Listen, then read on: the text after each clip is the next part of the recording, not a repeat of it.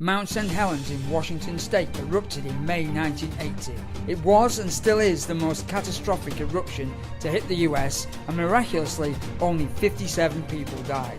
At 8:32 a.m, a magnitude 5.1 earthquake triggered the largest landslide ever recorded. The landslide destabilized a bulge on the north side of the mountain. The volcano didn't erupt upwards, but sideways, spilling out a pyroclastic cloud at 600 miles an hour and 400 degrees Celsius. Are you sure we should be sending in? No, I know exactly what I'm doing. I really don't think this is... No, really, it'll be absolutely fine, trust me.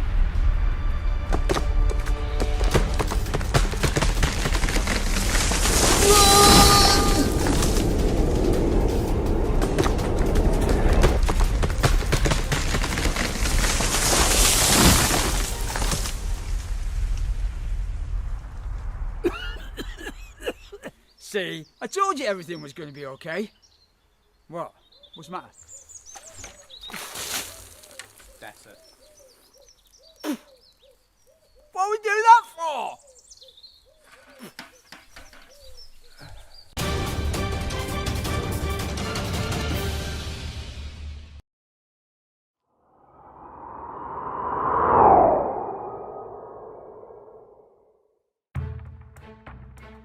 Nevado del Ruiz is the highest active volcano in Colombia.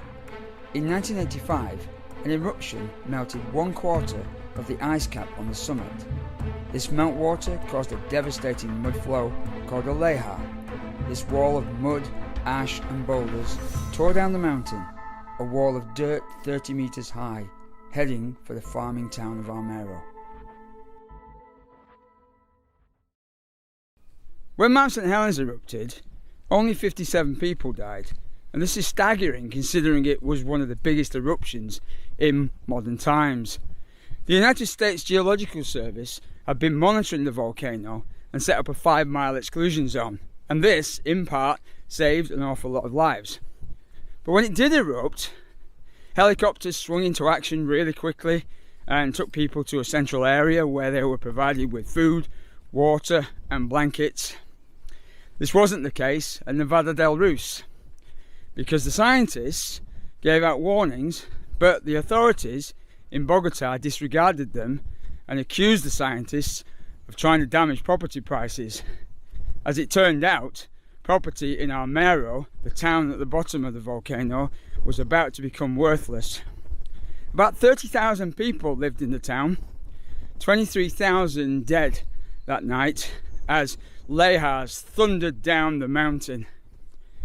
The problem also was the timing of this, because it occurred at about midnight when most people were in bed.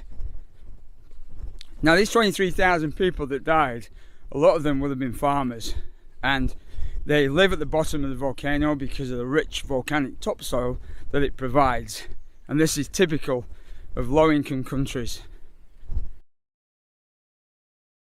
There are a number of factors which have a massive impact on low-income countries, and it comes down to 3 P's: prediction, protection and preparation.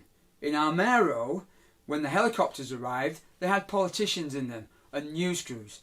What they desperately needed was equipment and tools. In fact, when water pumps arrived, they were broken, and they needed these to stem the flow of the rising meltwater. It's the same story with earthquakes.